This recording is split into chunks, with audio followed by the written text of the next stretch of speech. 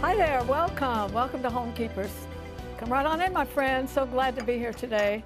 So glad that you're there. And I want you to know how much we appreciate your encouragement, your watching, your support, everything.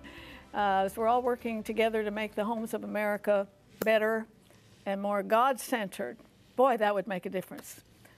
It would make a difference worldwide, actually. And I think you're going to be interested to hear my guest today, because he is running for governor of the state of Florida. We're in the political season right now. I don't know about you, but I'm very, very interested in politics and think that everybody should vote. I certainly think Christians should vote. It would make such a difference. And so I'm anxious for you to meet him. And if you haven't met him before, I did interview him about 10 years ago, so I've been familiar with him. A very fine man, Adam Putnam, and you will meet him shortly. I'm going to join Stephanie, get this, Italian sausage black bean soup. That's a meal, really. That's really all you need, and especially when you see the ingredients that go in it. So we'll fix that after I ask you to support us. You are supporters of Homekeepers. You're the ones that keep us on the air, and so appreciate it. And we'll put the information up how you can do it. Use the address if you want to send a check to Box 6922, Clearwater, Florida 33758, or you can use that 800 number, which a lot of people like to do these days, 1-800-229-0059. And I thank you in advance. You are the best, and we so appreciate your letters, your emails, and everything, and really feel you're part of our family, for sure. Okay, how are you today? I'm good, how are you? Good. Are you a political animal? I am not. It drives me out of my ever-loving mind. Yeah, well, do you vote? Oh, most definitely. Okay, well, that's the main thing. I do my research and I vote, but I do not follow everything because my blood pressure just goes through the roof. I'll tell you where my blood pressure goes up, and that's with Congress. I am so angry with them these days. Okay, I have turkey sausage in here. I'm just going to leave my personal opinion to my personal opinion and leave it there. And I have 3/4 cup onion and 1/2 cup of carrots and celery. Well, the recipe called for the turkey sausage, but you can use whatever you want. Use real sausage. Now, you know what's interesting about this? It's got to have 3 cans of black beans, but the 3rd can, you mush it so that it gives the whole soup a texture. Yeah, so this is garlic. So, sausage, onions, carrots, celery, and garlic. Okay. I have cumin, a whole tablespoon, and salt. That's going to give it a yummy flavor. What does cumin taste like? It's so good. Smell it. Oh, yeah. Yeah, it's a great spice. Okay, so I have a can of diced tomatoes. This is going to be delicious. Yeah, as I said at the top of the show, this is a meal. This up, yeah. This definitely. I have paste, tomato paste. Give it a little more oomph. And I'm having so much fun with this. You really are. I have 2 cans of chicken broth. And I'm going to crank this up and get the heat really going. And I've got 2 cans of black beans drained. Okay, and then you have a can that you're just killing over there. And this goes in. And that's going to give it, I think. And then I have some lime juice, which is going to add a yummy little flavor. What a group of ingredients, girl. Right? Now we also have sour cream to put on top, and love it or hate it, cilantro. I love it. Oh, I love it. It's a love or hate thing, cilantro. Some people love it, some people hate it. Do you know, I have a favorite restaurant close by. I'm going to put this in. This is the beans. It's called Cafe Pont. It's not far from here. I've heard you talk about it. Yes, and that chef has herbs growing. Oh, nice. Right there, right by the kitchen. There's nothing like fresh herbs. And I'm going to put some cilantro in it. Yummy. Now, this really needs to hang out for a while. I'm getting some boos from the crowd. Really? That don't like cilantro. Oh, fire them. You like? Oh, okay. You're out of here. Oh, Dan, you just got fired because you don't like cilantro. Okay, I'm just give me just a minute Yes. just to warm up. I'm gonna put some in a bowl for you. We'll put a little sour cream on But it. trust me, it needs Let to cook this longer. cook, okay? Let it cook, because it's gonna thicken up a little bit, and it is gonna be Boy, so what a bunch of ingredients, delicious. girl. And you know what? You could do this without the sausage, and it would be really, really Yeah, good. if you wanted to go vegetarian, absolutely. Well, then you couldn't do the chicken broth either, so Oh, you could do come on. I'm not making a comment. I love all of you. So we got a few minutes, so we'll just let it warm up here. Well, we used to have Dr. Malcolmus on. Some of our viewers remember, love him. Oh, I loved him. And he had quite a testimony, you know, of diet and cancer. And he didn't eat any animal product at all. Really? You know, after having cancer, it is in my mind sometimes, especially with all the stuff that they add in the store. And especially because I was the first one ever in my family that we know of to have any kind of cancer. Really? We went back as far as my parents could remember, and we do not remember one case of cancer.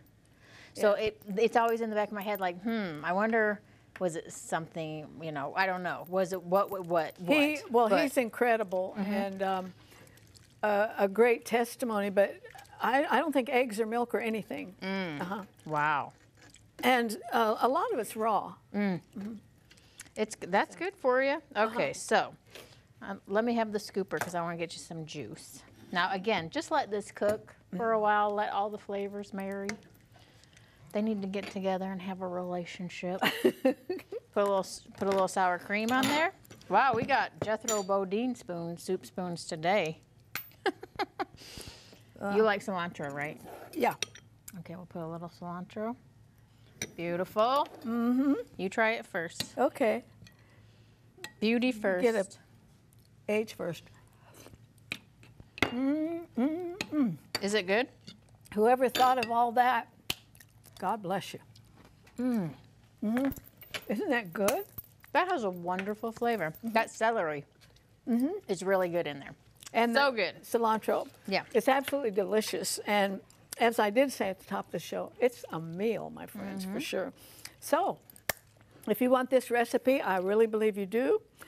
Information's coming up on your screen as to how you can get it. And after that, if you haven't met him, and this is for Florida, but I think you'll find interesting an interview with Adam Putnam. Stay with us. If you would like a copy of today's recipe, you may receive it by contacting us through social media as listed on the screen. When requesting a copy through the mail, be sure to include a self-addressed stamped envelope. Thank you, and please know we always appreciate hearing from our viewers.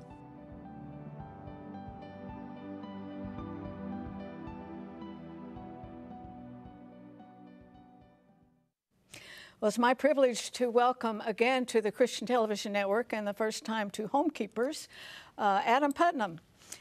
Really a household name in the state of Florida, and I'm sure the rest of the nation thinks, I heard that name somewhere because you were in Congress in Washington, D.C. for how long?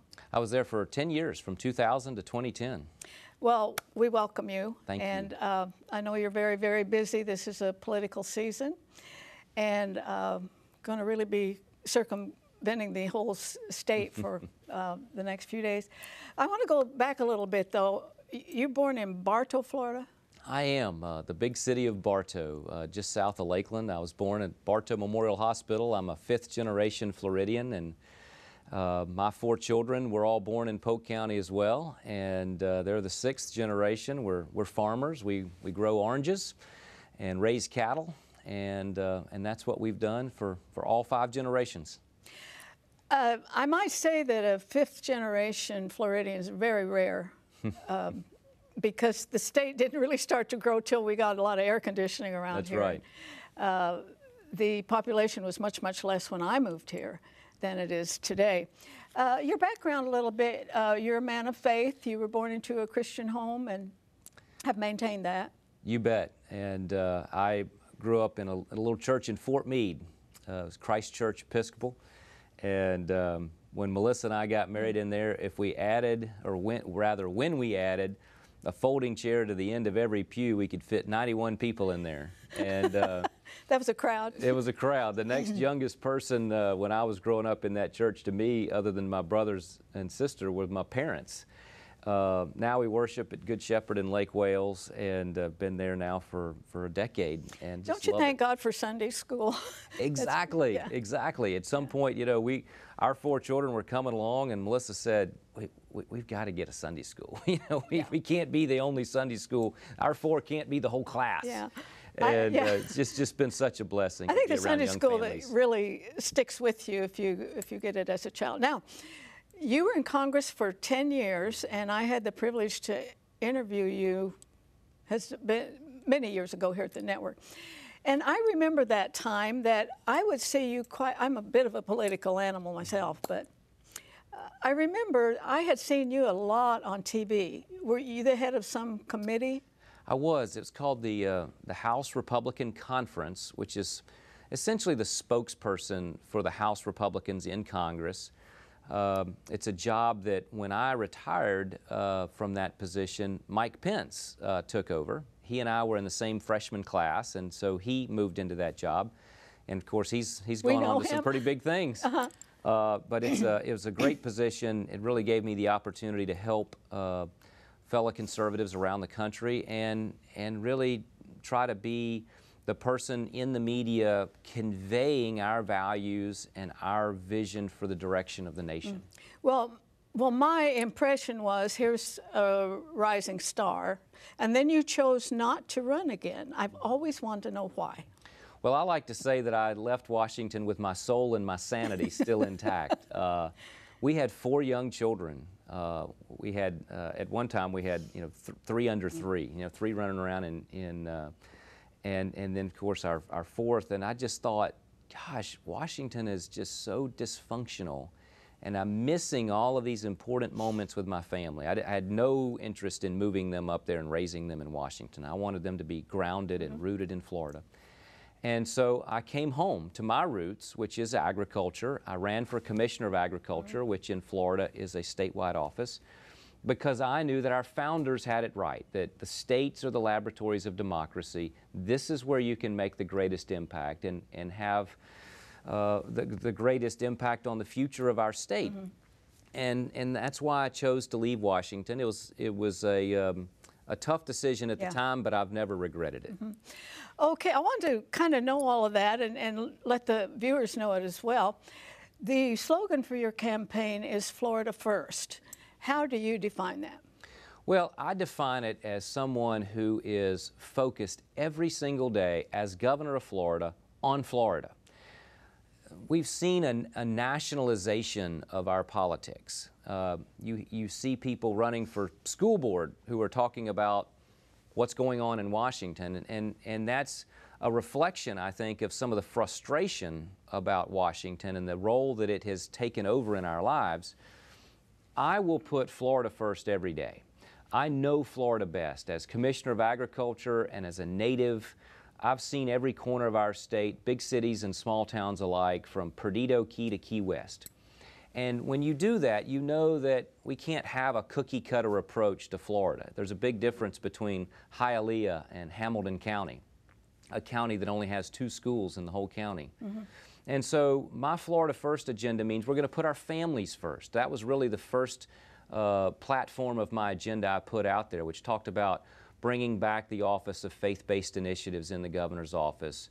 It talked about a liaison to our homeschool families. It talked about protecting and defending life. These are my core values. There should be no surprises after the election about what you get. I'm campaigning proudly on my values and my vision. That's a Florida First agenda, putting our education first, our families first, our Florida jobs first, because the needs of Florida are different than the needs of the rest of the country, and we need someone who understands that and has a real plan to implement it. And you've been here a long time. So, Florida has a pretty good employment record right now, but that you have mentioned more tech schools, more vocational schools, and has America gone way too much into getting that college degree? And I've noticed some of them come out with a degree that will never get them a job, such as women's studies. I mean, who's clamoring for that, degree? Have we gone way overboard, and we forget this, that I think God said we're supposed to work with our hands, that we've let a lot of other great talents go. We have, and it's so unfortunate. I believe that the academic elites have hijacked our education system and stripped a lot of common sense out and tried to replace it with a one-size-fits-all approach. And that one-size-fits-all approach tells our children that if they do anything other than end up with a 4-year university degree, regardless of whether it's a degree they want, a degree that they can use, regardless of how much student loan debt they have to take out, the fact they're going to come home more broke and more liberal than when they started, they tell them that if they do anything other than that, they're going to be a failure in life. They say that that's the only path to success. I disagree. As a father, as an employer, I believe that we ought to have the vocational and technical skills in our schools, starting in middle school. I want to put that training back into the middle school, the high school, support our VOTECs and our community colleges. We need to be a nation that builds things, grows things, manufactures things, innovates things, whether it's in healthcare like nursing, the #1 job vacancy in our state, truck drivers, construction, software code writers, marine, aviation, aerospace. We ought to be a country that still builds things, not just trades paper on Wall Street. So that's the core of my campaign. Yeah, so those could all begin and give a young person a real jump start. Yes. Before they graduate from high school. We ought to be graduating students from high school who have the skills to go get that job. And their welcome mat to adulthood ought to be a paycheck, not student loan debt. And this crushing burden of debt that's sort of forced upon them so that they can get a degree in something that's not even useful in this economy, it's a tragedy. And I think that our country, if you want to rebuild the middle class, if you want to raise average wages, if you want to be a state that's a leader in job creation, we've got to have those skill sets back in our schools. Well, it's really long overdue. A lot of those things were in school when I went to school. Well, they were still remnants of it when I was in school, but they had begun to stigmatize it.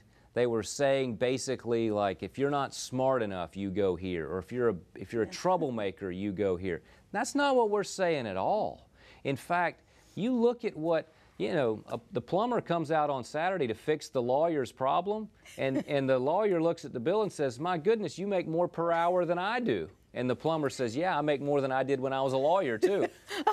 So yeah, I like that. Those are good paying jobs. There's nothing second class about it. No, and it's time that the society, you know, really give that a lot more respect than in the past. Okay, my hot button is education. What kind of power does the governor have? When I get a lot of information because of this show, they will have a kindergartner, first grader, tell them some days you're going to feel like a boy, some days you're going to feel like a girl. It's a transgender thing. They're putting confusion right there. And pictures on Facebook of a drag queen teaching kindergartners. And they're doing things that there's not 1% of any parents in this state that would approve of. Now, what can the governor do about it? The governor can be a strong and powerful voice for values and for saying right is right always and wrong is always wrong. And we're not going to be taking over our schools with this left-wing agenda that we've seen infiltrate California and Illinois and New York. We can be the backstop to that. And I think it's important that we have a governor who's willing to do that. Look, today is the first day of school. I sent my 4 children off to school, 3 girls in high school, and I don't want them sharing a bathroom with someone who's the opposite gender. And what we're seeing, this is just a pathway. So they begin with bathrooms, and then it's pick whatever sports team you want to be on. You don't have to be competing with those of your same gender. You can go to the other side. And then it becomes, you know, where do you, which cabin do you stay in when you go off to band camp or to whatever extracurricular activities. Right's right and wrong's wrong. And I don't like the fact that they've got enough on their plate to just give our kids the academic skills that they need without wading off into these issues that are just being foisted on us by liberal judges and by the left-wing media. And I think the liberal side has really hijacked education, certainly in the college oh my realm. goodness, isn't it something how these professors and the rules and everything else, they have, you know, safe rooms to protect them from Halloween costumes? I mean, really? Is this the country? Can't make it up. Is this the country that we're building now, that we're terrified of the Halloween costumes? That it's just mind-boggling for people of faith to see what's going on. But this is why it's so important for us to be involved in the process. And this is why it's so important for people of faith to rally behind candidates who share our values, who are willing to put their necks out there, who are willing to put their names and their reputations out there and be salt and light and offer themselves up as servant leaders for our society. If they would let the parents vote on some of these things, I have 5 grandchildren and 8 great-grandchildren. And they're all being raised in the Christian faith. Right. But when I think of how a school can have them so many hours a day and what they can put in them, and then the peer pressure comes along, I believe that sex should only be taught in the schools as, you know, biology and all that. Otherwise, that's a parent's domain. Look at all the things that we have put into the school curriculum that should be the parents' domain. Right. And all of the things that we're asking of our teachers that really they ought to be getting at home. And you know, just as it's important for people of the faith to be involved in politics, we want to lift up and encourage our talented young Christian leaders who feel called into education to be teachers. Amen. I mean, be out there on the front lines, be in that classroom, be an example of the faith in front of those children every day. I always tell my viewers, if you don't vote, don't say anything. Don't whine. You have no right. Okay, we're going to run out of time, but there's one more, and that's borders. Do we have a problem in Florida with borders? Well, we certainly have a problem as a nation, and that impacts Florida. I mean, because we are seeing an influx of people who are coming into our country seeking a better life, but they're coming in illegally. And as a result, we are losing control of our borders as a nation, and Florida certainly feels the impact of that in our health care costs, our education costs, the impact of offsetting jobs that could be going to Floridians who are here legally.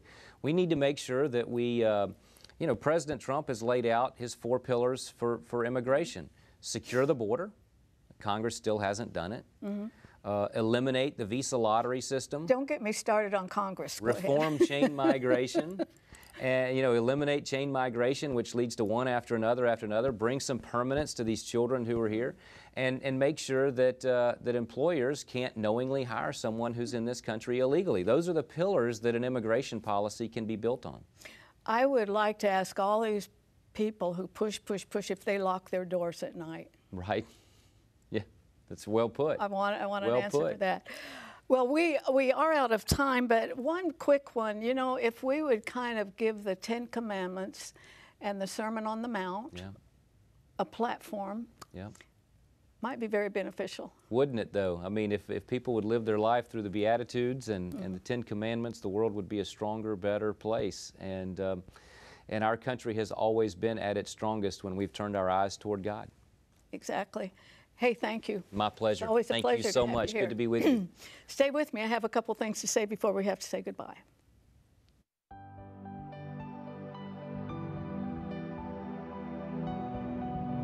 Arthur-Lean would like you to keep the following information handy. You may contact Homekeepers by writing to Homekeepers, P.O. Box 6922, Clearwater, Florida 33758, or go to www.rippy.org.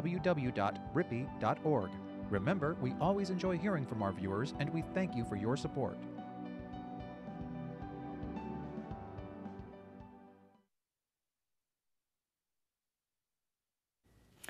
Well, I appreciate Adam Putnam stopping by. It's interesting to have politicians on Christian television, Personally, I'm not in favor, or I would never try to ask gotcha questions. I think you know what I mean. And so many of the secular programs, they have reporters and so forth, they want that gotcha question, but I would like for you to kind of just know the person when you consider voting. And it really is important. It might sound trite to a lot of people, but the Bible takes this up and it says, "Blessed is the nation whose God is the Lord." So it's kind of a good idea to vote people in who know the Lord and who believe in Him. And also the Bible says that when the righteous are in authority, the people rejoice, because righteous people are going to bring to the forefront God's words, and that is so very, very, very important. So you're so very privileged to live in America, where you really do have a voice, and that voice is called the ballot box. And let me encourage you, if you've never ever kind of waded into this whole political thing, you can go on Google and find out a lot about each candidate, pray about it, and make sure you vote. And there's a lot of ways that you can vote. And personally, I use an absentee ballot for many years. It comes to your home several weeks ahead of the election. It gives you time to read it. Sometimes there's all these amendments and things, or the tricky one really is the judges. I can't give you much information on that. But if you know a lot about your candidates, when you go into the voting booth, you're going to vote with better intelligence and understanding. And we do want the godly in authority, my friends. There are a lot of good people in politics. It has a pretty bad name, but there really are a lot of good ones. There are a lot of prayer meetings going on in Washington, D.C. But if this average churchgoer, this Christian sitting out there, takes no part in it, you're handing it over to a whole different group of people. And I think just the things that were said today about education ought to make you run to the polling booth. And after this coming election, maybe you can vote like I do. It's so convenient to vote by mail. Just know it's important. That is the main thing. It's very, very important. And I hope you'll take all these things very seriously. And I hope you'll join me next time, remembering there's no higher calling than that of a homekeeper. God bless you. If you should miss a Homekeepers program, you can catch up by going to www.ctnonline.com. Click on CTN Programs and then on Homekeepers.